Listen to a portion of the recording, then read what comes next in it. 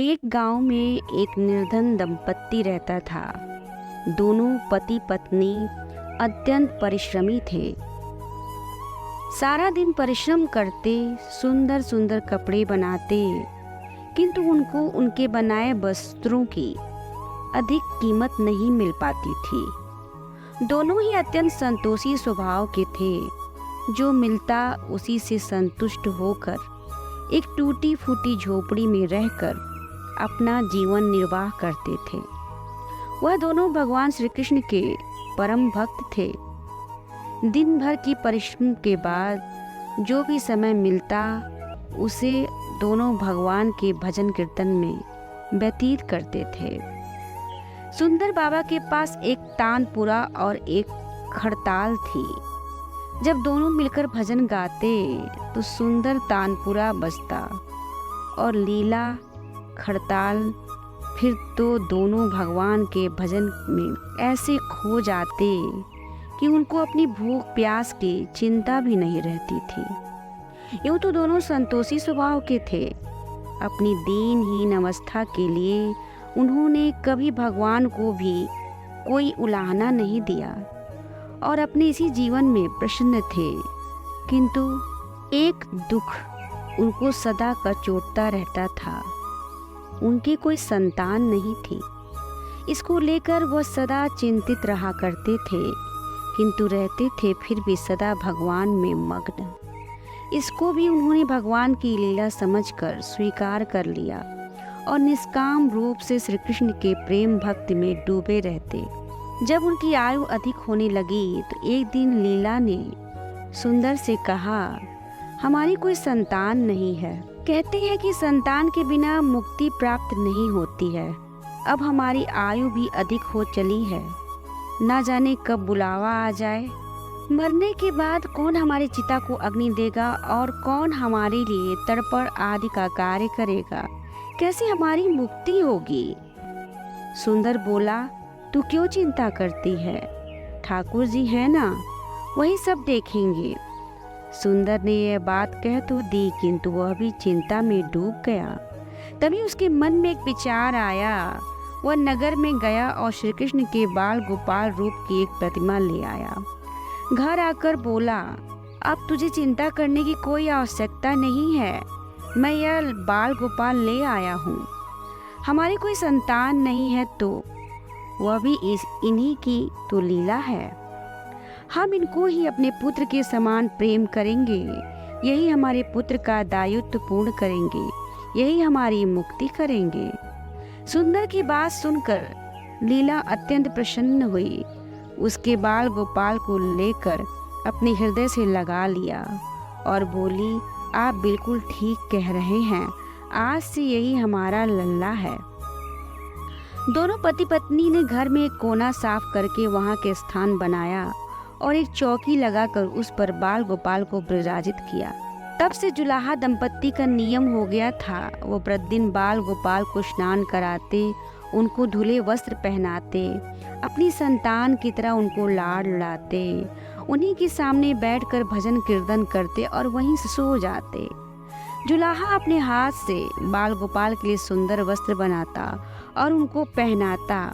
इसमें उसको बड़ा आनंद आता। धीरे धीरे दोनों बाल गोपाल को अपनी संतान के समान ही प्रेम करने लगे। लीला का यह नियम था कि वह प्रतिदिन अपने हाथ से अपनी लल्ला को भोजन कराती, तब वो स्वयं करती। लल्ला को भोजन कराते समय उसको ऐसा ही प्रतीत होता मानो अपने पुत्र को ही भोजन करा रही हो।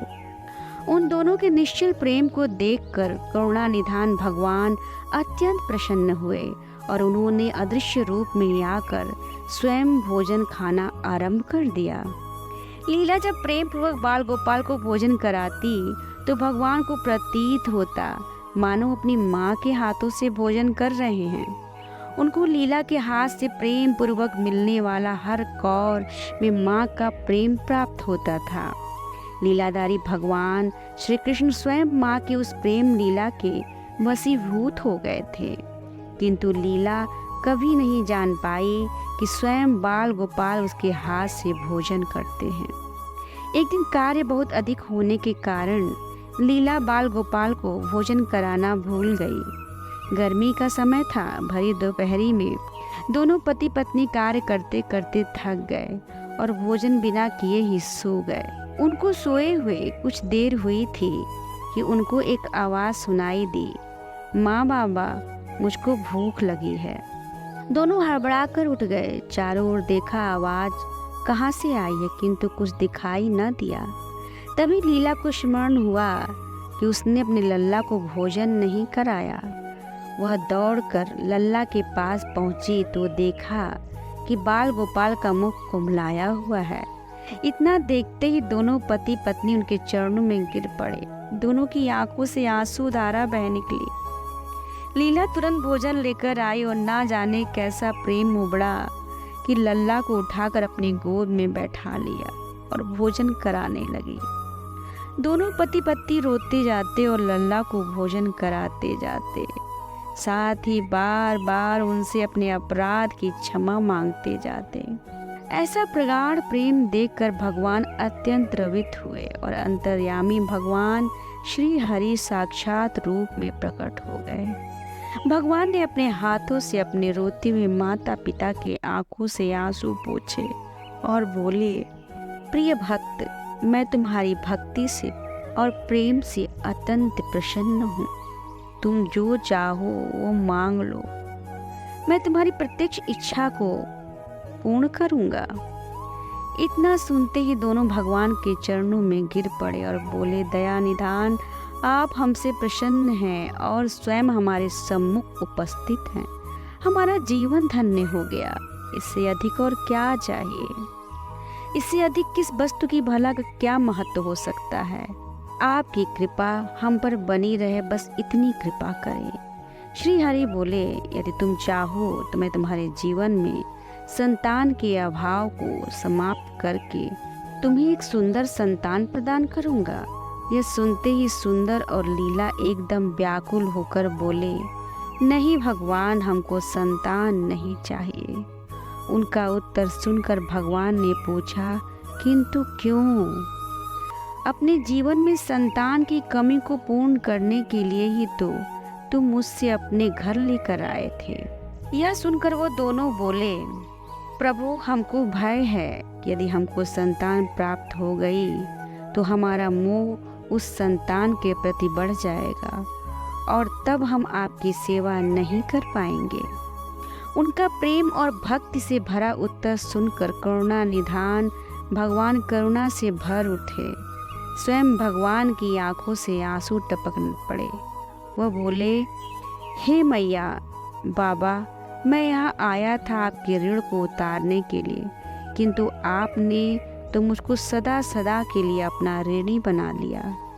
मैं आपके प्रेम का यह ऋण कभी नहीं उतार पाऊंगा। मैं सदा सदा तुम दोनों का ऋणी रहूंगा। मैं तुम्हारे प्रेम से अत्यंत प्रसन्न हूँ। तुमने अपने निर्मल प्रेम से मुझको भी अपने बंधन में बांध लिया है। मैं तुमको वचन देता हूँ कि आज मैं तुम्हारे पुत्र के रूप में तुम्हारे समस्त कार्य पूर्ण करूँगा। तुमको कभी संतान का अभाव नहीं होने दूंगा। मेरा वचन कभी असत्य नहीं होता है। ऐसा कहकर भक्त वत्सल भगवान बाल गोपाल की प्रतिमा में विलीन हो गए। उस दिन से सुंदर और लीला का जीवन बिल्कुल बदल गया।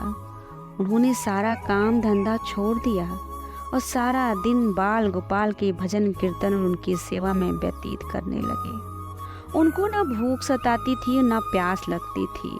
सभी प्रकार की इच्छाओं का उन्होंने पूर्ण त्याग कर दिया था। सुंदर कभी कोई कार्य करता तो केवल अपने बाल गोपाल के लिए सुंदर सुंदर वस्त्र बनाने का। उनके सामने जब भी कोई परेशानी आती, बाल गोपाल तुरंत ही एक बालक के रूप में उपस्थित हो जाते और उनके समस्त कार्य पूर्ण करते। वह दंपत्ति और बालक गांव भर में चर्चा का विषय बन गए, किंतु गांव में कोई भी यह नहीं जान पाया कि वो बालक कौन है, कहाँ से आता है और कहाँ चला जाता है। धीरे धीरे समय बीतने लगा। जुलाह दंपत्ति बूढ़े हो गए, किंतु भगवान की कृपा उन पर बनी रही। अब दोनों की आयु पूर्ण होने का समय चला आया था। भगवत प्रेरणा से उनको यह ज्ञात हो गया था कि अब उनका समय पूरा होने वाला है। एक दिन दोनों ने भगवान को पुकारा। ठाकुर जी तुरंत प्रकट हो गए। उनसे उनकी इच्छा जाननी चाहिए। दोनों भक्त दंपत्ति भगवान के चरणों में प्रणाम करके बोले, हे नाथ, हमने अपने पूरे जीवन में आपसे कभी कुछ नहीं मांगा।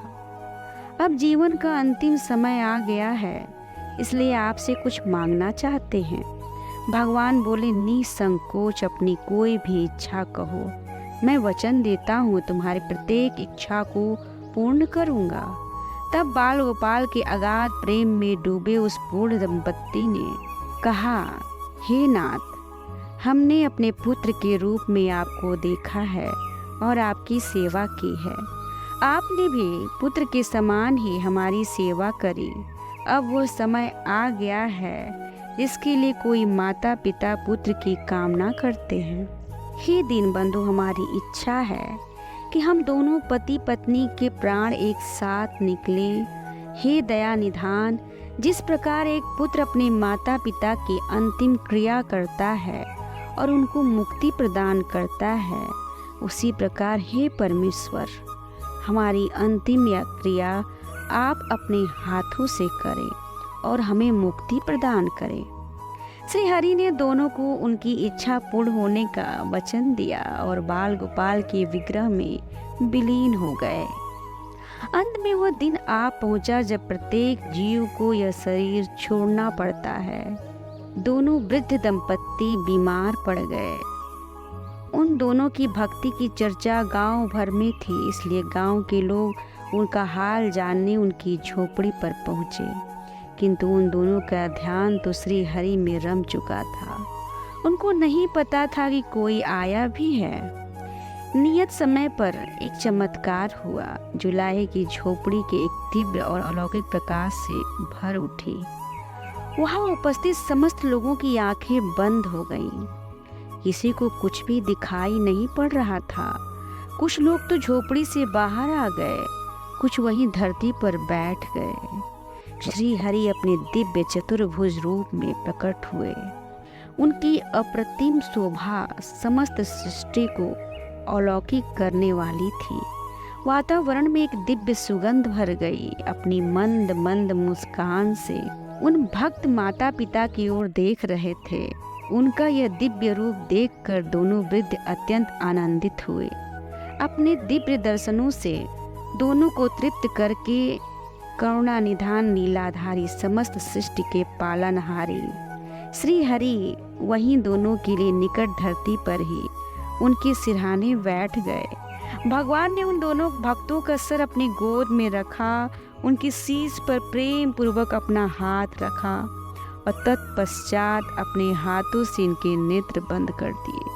तत्काल दोनों के प्राण निकलकर श्री हरि में विलीन हो गए। पंचभूतों से बना शरीर पंचभूतों में विलीन हो गया। कुछ समय बाद जब वो दिव्य प्रकाश का लोप हुआ, तभी उपस्थित ग्रामीणों ने देखा कि वहाँ ना तो सुंदर था, न लीला थी और ना ही बाल गोपाल थे। शेष तो मात्र कुछ पुष्प जो धरती पर पड़े थे, एक दिव्य सुगंध जो वातावरण में चहुं ओर फैली थी। विस्मित ग्रामीणों ने श्रद्धा से उस धरती को नमन किया। उन पुष्पों को उठाकर शीश से लगाया तथा सुंदर लीला की भक्ति और गोविंद के नाम का गुणगान करते हुए चल दिए। उन पुष्पों को श्री गंगा जी में विसर्जित करने के लिए। मित्रों, भक्त वह है जो एक क्षण के लिए भी विभक्त नहीं होता है, अर्थात जिसका चित्त ईश्वर में अखंड बना रहे, वो भक्त कहलाता है। सरल शब्दों में भक्ति के अंतिम चरण का अनुभव करने वाले को भक्त कहते हैं। हरे कृष्ण, हरे कृष्ण।